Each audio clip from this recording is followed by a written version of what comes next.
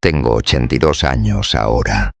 Las manos me tiemblan cuando sostengo el café por la mañana. Y durante 41 años creí que fui un buen esposo. Sus últimas palabras no fueron de enojo. Eso es lo que me duele. Si se hubiera enojado, tal vez habría podido discutir con eso en mi cabeza todos estos años. Defenderme. Pero solo me miró desde esa cama de hospital y dijo: siempre estabas en otro lado. No trabajabas demasiado. No me amabas. Solo que estaba en otro lado. Te cuento esto porque se me acaba el tiempo para contárselo a alguien. Y porque tal vez tú estás en otro lado ahora mismo, leyendo esto, y ni siquiera lo sabes. Cuando tenía 27 años, creía que tenía la vida resuelta. Tenía el trabajo, la esposa, la casita con el roble al frente. Hacía lo que se suponía que debía hacer un hombre: proveer, construir, triunfar. Eleanor me preguntaba en qué estaba pensando durante la cena, y yo decía: en el trabajo, o en el carro, o en algún proyecto. Ella asentía y seguía comiendo. Nunca pensé en preguntar por qué quería saberlo. Nunca pensé en decir: estaba pensando en ti. Teníamos una rutina. Llegaba a casa a las 6:15, siempre a la misma hora. Colgaba las llaves en el gancho junto a la puerta. Me sentaba en mi sillón. Ella me contaba su día y yo escuchaba mientras miraba la televisión, sin volumen. Creía que eso era estar presente, estar ahí. Yo estaba ahí, solo que no estaba ahí. A los 30 y tantos, tuvimos hijos, un niño y una niña. Eran ruidosos y desordenados y los amaba, pero estaba cansado. Trabajaba los fines de semana, contestaba llamadas en la mesa. Recuerdo que mi hijo aprendía a andar en bicicleta en la entrada. Lo miré desde la ventana. Tenía exámenes que calificar. Era maestro, puedes creerlo.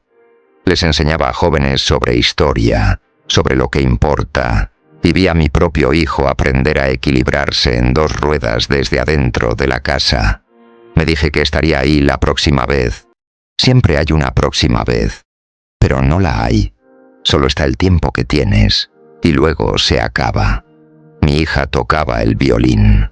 No bien, sobre todo al principio. Sonaba rasposo y desafinado. Le decía que practicara en su habitación con la puerta cerrada para poder concentrarme. Ahora tiene 48 años. Vive en Oregón. Todavía toca, pero nunca volvió a tocar para mí después de que mejoró. No la culpo. Le echaba la culpa al trabajo. Le echaba la culpa a la hipoteca. Le echaba la culpa al césped que había que cortar y a las canaletas que había que limpiar. Le echaba la culpa a todo, menos a mis propias decisiones. Porque si admitía que estaba eligiendo esas cosas por encima de ellos, tendría que admitir qué clase de hombre era en realidad. A los 40 y tantos, Eleanor dejó de preguntarme en qué estaba pensando. No noté cuándo dejó de hacerlo. Eso tienen las pérdidas lentas, no las sientes mientras suceden. Solo un día levantas la vista y la casa está en silencio y no recuerdas cuándo se detuvo la música. Teníamos citas para salir, 2 veces al mes, como decían los libros de matrimonio. Nos sentábamos en el italiano de la calle 4, el de los manteles a cuadros rojos. Ella hablaba de los niños. Yo hablaba del trabajo. Nos quedábamos sin tema de conversación para cuando llegaba la ensalada y solo comíamos.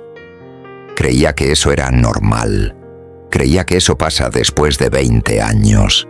Dejas de tener cosas que decirte. Te conviertes en 2 personas que comparten una casa, comparten hijos, comparten comidas, pero no comparten las cosas calladas. No comparten el miedo. No comparten la esperanza. Nunca le dije que tenía miedo de no ser suficientemente bueno. Nunca le dije que algunos días me sentía un fraude. Nunca le dije que a veces, manejando de regreso a casa, me orillaba y solo me sentaba al lado del camino por 10 minutos. tratando de recordar quién era antes de convertirme en todas las cosas que se suponía debía ser. Ella me habría escuchado. Ella siempre escuchaba. Yo solo nunca lo dije. A los 50 y tantos, los hijos se fueron. La casa se hizo más grande. Cambiamos a una más pequeña, pero incluso esa se sentía demasiado grande. Demasiados cuartos que no usábamos. Demasiado silencio. Me jubilé a los 62. Teníamos planes, viajar, una casa rodante pequeña, conocer los parques nacionales. Ella guardaba folletos en una canasta junto al refrigerador.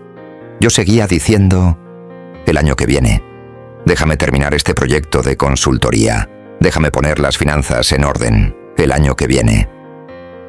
El proyecto de consultoría duró 3 años. Para entonces, ella estaba cansada.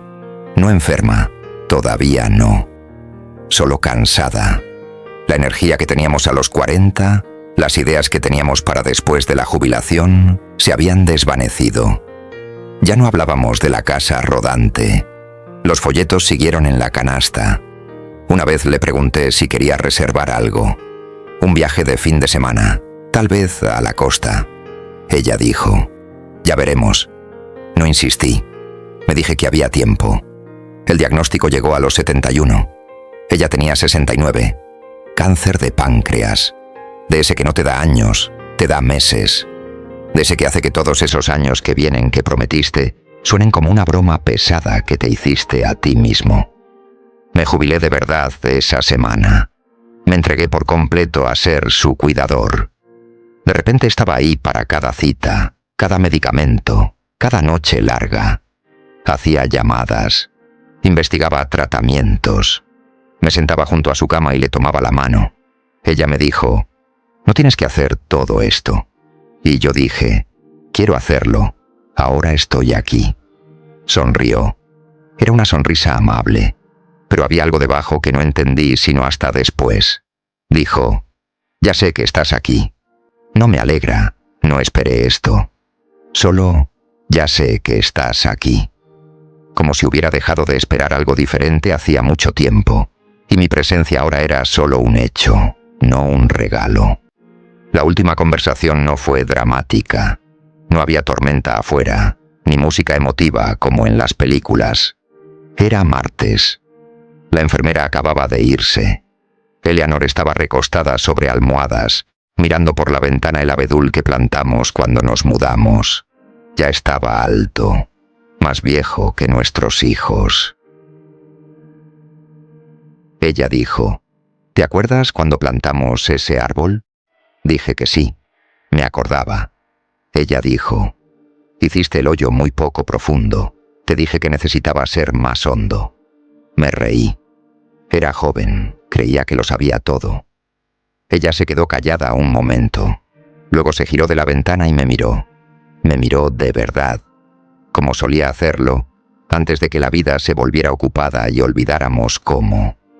Siempre estabas en otro lado, dijo, no acusando, solo observando, como si me contara lo que había notado durante 41 años y quería que lo supiera antes de irse. Empecé a decir algo, una excusa, una defensa, pero ella apretó mi mano y negó con la cabeza, apenas. No lo digo para hacerte daño, dijo. Solo quería que supieras que te veía, incluso cuando no estabas ahí te veía, y me quedé porque pensé que algún día podrías regresar. Sí, regresé. Regresé al final, cuando ya no quedaba nada que salvar, ni ningún otro lugar donde estar. Ella murió 3 días después. En la mañana, el abedul se mecía con el viento afuera de su ventana. 41 años demasiado tarde. Ser un buen hombre no es lo mismo que estar presente. Puedes pagar las cuentas y arreglar el lavamanos y nunca faltar al trabajo, y aún así, fallarles a las personas que amas. No por crueldad, no por negligencia que puedas señalar y por la que puedas disculparte, sino por algo más silencioso, por estar siempre un poco en otro lado, por guardar tu mejor atención para después, y el después nunca llega. Creía que estaba construyendo una vida para nosotros. Pero una vida no es una casa que terminas y luego te mudas. No es un destino al que llegas. Es la conversación en la cena. Es el violín rasposo. Es la pregunta, ¿en qué estás pensando? Y la respuesta, en ti. No tengo fotos de Eleanor y yo en el Gran Cañón. Nunca llegamos a la casa rodante. Los folletos siguen en la canasta junto al refrigerador. No puedo tirarlos. Tampoco puedo verlos. Mis hijos me visitan, son amables. Me llaman todos los domingos. Pero no hablamos de los años que me perdí. Hablamos del clima, de sus trabajos, de sus hijos. La distancia entre nosotros es cortés y bien cuidada. Es la distancia que construí. Un recital perdido a la vez, una puerta cerrada a la vez, una noche en el sofá con la televisión encendida, mientras mi hija tocaba el violín en otra habitación. Si tienes 20 y tantos, o 30, o 40, o incluso más. Si estás leyendo esto y piensas, ese no seré yo. No estoy aquí para convencerte de lo contrario. No estoy aquí para decirte qué hacer. Solo soy un viejo en una casa silenciosa y te cuento lo que pasó. Te cuento que tuve 41 años con una mujer que me amaba, que me veía incluso cuando no estaba ahí, y pasé la mayoría de esos años estando en otro lado. Te cuento que no extraño las reuniones, no extraño los plazos de entrega, no extraño ninguna de las cosas que creía tan urgentes, tan importantes, tan dignas de mi atención. Ni siquiera recuerdo la mayoría. Extraño que me preguntara en qué estaba pensando. Extraño tener a alguien que quería saberlo. Extraño ser el hombre que ella creyó que llegaría a ser. El hombre que siempre prometí ser, empezando el año que viene, empezando el lunes, empezando mañana. Mañana nunca llegó, y ahora ella se ha ido, y yo estoy aquí, y lo único que me queda es la verdad. Si esto significó algo para ti, si algo de esto te hizo detenerte, te hizo pensar en alguien que amas, te hizo sentir ese dolor silencioso del reconocimiento, tal vez eso es suficiente. Tal vez eso es todo lo que puedo darte. No conozco tu vida. No sé qué te mantiene en otro lado. No sé qué estás esperando. Solo sé que tengo 82 años y el abedul sigue en pie afuera de mi ventana. Ha estado ahí desde 1967. Eleanor lo plantó conmigo. Dijo que el hoyo era demasiado poco profundo. Ella tenía razón. Me quedaré aquí un rato más. El café se enfrió. Está bien. Si cierro los ojos, todavía puedo oírla afinando su violín en la otra habitación. Todavía puedo oír el sonido rasposo de alguien aprendiendo a tocar.